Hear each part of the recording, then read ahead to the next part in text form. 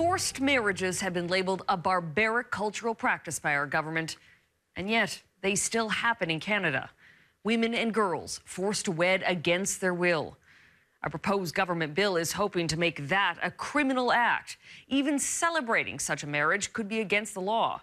But as Vashi Kapelos asks, will new legislation stamp out the practice or drive it further underground? My dad was forcing me to marry. When I refused, he beat me, so I left home. These are the words of women and girls. It was an arranged marriage. My husband and his family are abusing me. Calling into a hotline.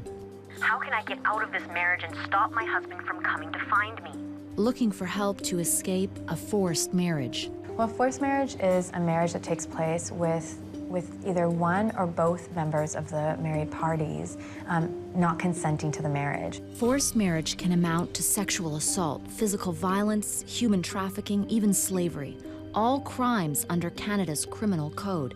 But forced marriage is not a crime in Canada, and those acts, when they happen under the veil of a marriage, often go unpunished. Whoever looks at those pictures can tell that how sad I was. Jasmeet Gill says she was forced to marry at a young age. She lives in Toronto now. I was crying that my life is over. Growing up in India, arranged marriage was her family's tradition. 30 years ago, her parents invited a stream of suitors to come and decide if they would have Jasmeet. It was like a parade, you know, like you're a showpiece. Jasmeet says her family was more than happy to hand her over to a stranger who was going to take her to Canada. And my marriage was fixed for 10 days after. Jasmeet says her forced marriage quickly turned violent. That night was a very tough night. I had 1,000 pins in my hair to do the hairstyle, and I'm trying to take them off. And he said he's waiting in the bed for me, and he said, hurry up, otherwise he'll kill me. If you don't consent to the marriage, you're also not consenting to the being raped, because that will happen. And it's a hard reality. Farah Khan counsels victims of forced marriage at the Barbara Schleifer Clinic in Toronto. She knows how Jasmeet's story unfolds. Women who come to her clinic tell her similar stories all the time. So we've had young women be physically harmed, beaten up, harmed by their families, assaulted by their families as a way to pressure them to marry who they want. Jasmeet says the violence in her marriage escalated. Still, no Canadian laws stopped Jasmeet's husband from sponsoring her to come here a year and a half later. And she says the violence continued on Canadian soil. For a week, things were okay, but after a week, it started here as well, and he started hitting the baby as well. I didn't know anybody. I had no relatives here, no family. Didn't know what to do. Worldwide, between 2004 and 2014, an estimated 100 million girls were forced to marry before their 18th birthday, some as young as 5. But it's not just a problem happening overseas. The practice of forced marriage is alive and well in Canada, too. SALCO, the South Asian Legal Clinic of Ontario, released this report in 2013. A survey of 30 agencies in Ontario and Quebec dealing with forced marriages turned up 219 cases in just 2 years. A lot of the people who reported were young, so between 16 and 29. Shalini Konanor, executive director of SALCO, says her tiny legal agency of 5 people surveyed shelters, legal clinics, settlement agencies, and youth organizations, trying to determine the scope of the problem. The report was pretty eye-opening for us. And the reality is, I think for every one of those cases that we got reported, there were probably many more that weren't. However limited the SALCO data might be, it is the only data on forced marriage in Canada. No government agency keeps track. In England, there are agencies tracking the numbers, and those numbers are astonishing. And have you thought of any sort of safe areas within the UK that you can relocate to? In this one call center alone, they have documented tens of thousands of cases. In the last 6 years, we've dealt with over 41,000 calls to the helpline. The majority of our calls are victim callers. So what kind of cases have you been dealing with today? I've been dealing with a female who has fled domestic violence. Jasvinder Singera runs a helpline for victims of forced marriage. She says forced marriage is nothing short of slavery. You've been forced to marry a stranger, and then you are sexually having to service this person against your will. You are enslaved within a family dynamic that treats a woman as a lesser person. Then you are forced to become impregnated and give birth to children. Your whole life is taken from you. So it is a form of slavery. And it goes under the guise of somehow being part of one's culture and tradition. It clearly is not. Farah Khan says marriages are forced in many ways. Pressure from family members and even threats, financial, physical, and emotional. We also see things like excommunication and disownment. So, you know, the idea that you will never get to see your family again if you do this, or they're told by their family that they're dead to them. Teens in Canada tell Farah stories about how their families monitor their every move so they can't escape getting married.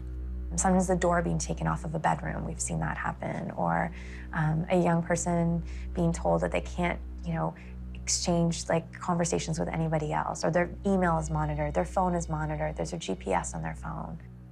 The next troubling scenario for many is being tricked into traveling abroad to marry.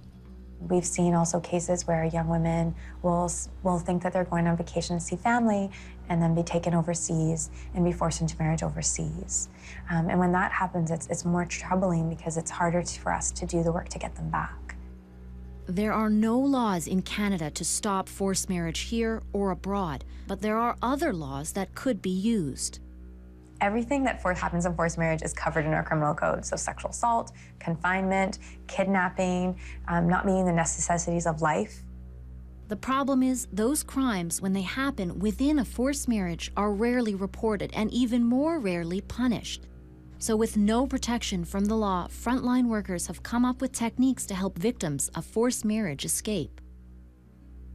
They've done things like falsified university documents that they got into a school out of the city so that their family thinks that they've left the city, but actually they've just gone to a shelter in the local community. Salco hands these out to young women, emergency phone numbers hidden in a gum package, emergency numbers they can use if they're taken out of Canada to marry. The Department of Foreign Affairs, our phone number, the phone number of different people who can help and intervene. And so those cards are designed specifically either to be rolled up in a lipstick tube or a chapstick tube or to be stuck in a package of gum. Hello, Carmen Ivana, how can I help? In the UK, Jasvinder's organization helped rescue one woman at the airport at the last second. She was told that you are never going to come back and see the UK again. The girl called the helpline and got some quick and very smart advice. And on this occasion, the call handler said a spoon in your knickers, which is exactly what the girl did. She did that and she was saved. Now they tell other young women how to do it. If you get to the airport and you realise that this is going to happen to you, put a metal object on your body somewhere. When you're going through the metal detector, it will go off, then go to somebody and ask for help. But help doesn't always come in time. Jasvinder keeps track, too, of the women who didn't escape. These are some of the women who have been murdered by the people who've meant to love them the most, their family members. Women beaten and murdered for not honoring and obeying. She keeps those pictures and their stories pinned to a map on her office wall. So here you have a map of the UK, and you can see across the whole of the UK all the various cities where these women have been murdered. Then you have various people here. Samira Nazir, again, look at she's there in her graduation picture. She was 25 years old and she was stabbed 18 times before her throat was slit 3 times, and she was murdered in front of 2 children because she had fallen in love with an Afghan man. The last one she shows us is of her own sister, Rubina. This person here is actually my sister, Rubina. She had years of honour-based abuse, and my family's view and the community view was that she had a duty to make the marriage work for the sake of the family's honour. And in the end, my sister sadly took her own life. She set herself on fire and she died. It was then Jasvinder began campaigning to make forced marriage a crime in Britain. Forced marriage is little more than slavery. On June 16th last year, Jasvinder got her wish. Forced marriage was added to the criminal code in Britain. Now Canada is set to follow suit with a new bill that will make forced marriage a criminal offense. The culture surrounding that type of practice, Mr. Speaker, is unacceptable. And the consequences, the violence that can ensue, the repeated sexual assault are indeed barbaric. Next, banning a barbaric practice. It is barbaric. It is not acceptable in Canada, and we want to send that message very clearly.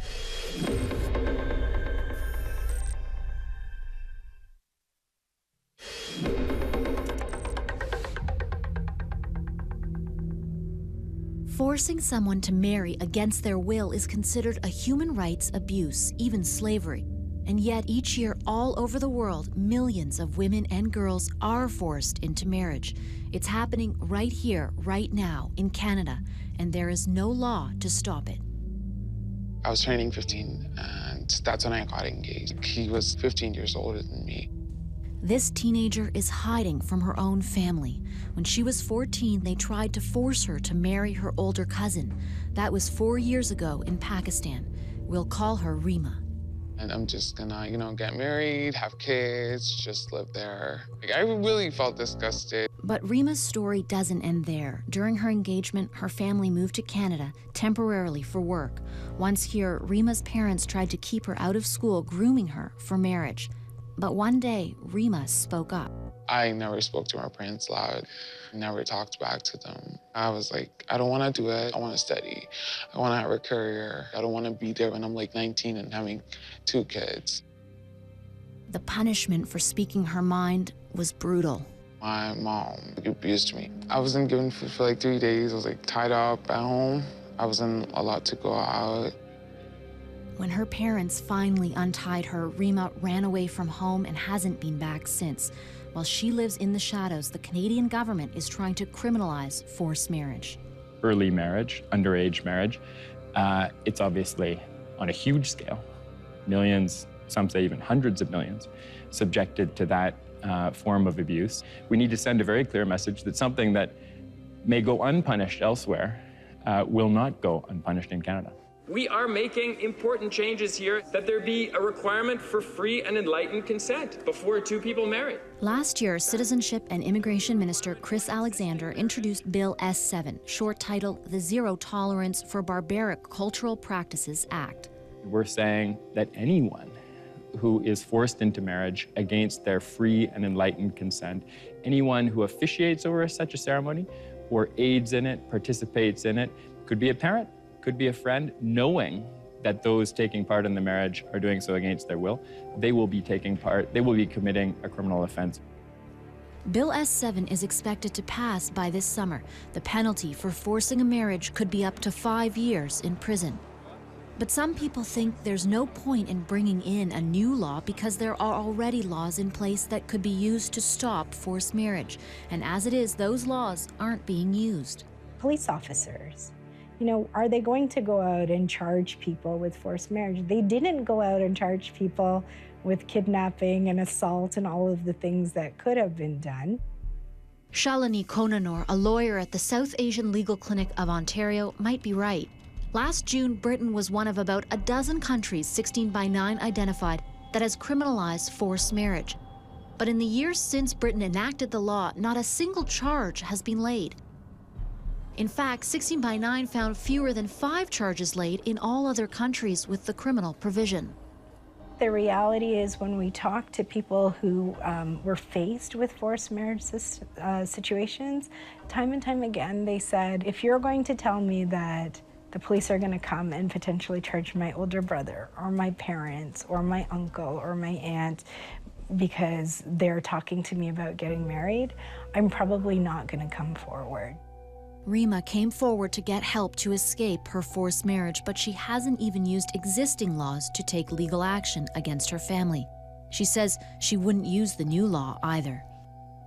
I didn't want to do that because I know whatever they did to me, but you know, they're my parents and I don't want them getting hurt or getting in any type of trouble. So I didn't want to do that.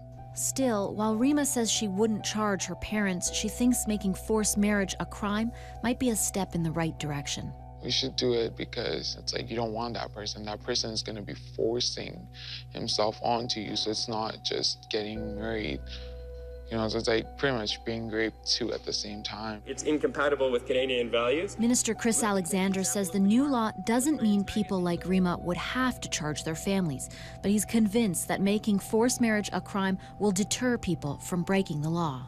It wouldn't require a child to bring criminal charges against their parent, but would prevent the marriage from the forced marriage from happening. There are peace bonds as a recourse under this bill for those who might not otherwise report an impending removal from Canada for purposes of forced marriage. He says peace bonds included in the legislation are a tool to prevent forced marriage from happening here or overseas.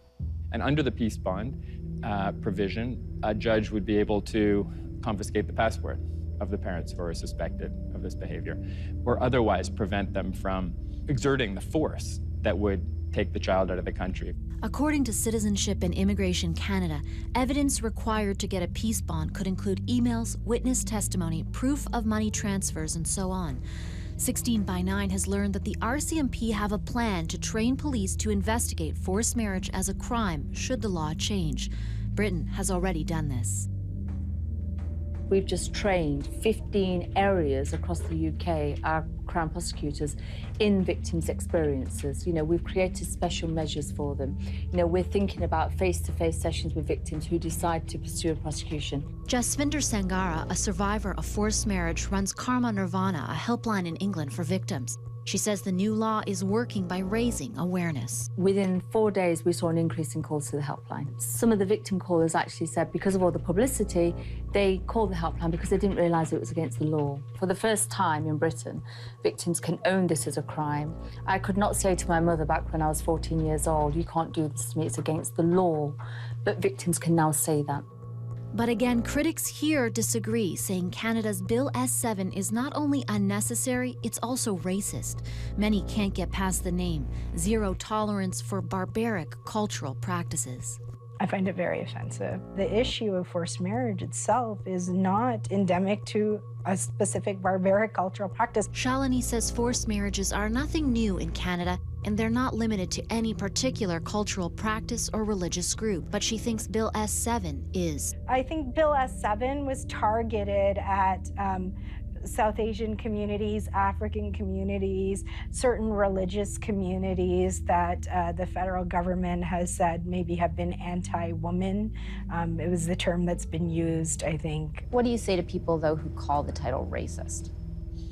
I say that they are engaging in an irresponsible distraction from the real issue, which is violence against women and girls. It is barbaric. It is not acceptable in Canada, and we want to send that message very clearly inside the country and to those thinking of coming here. While Canada decides the fate of the law, Rima remains in hiding.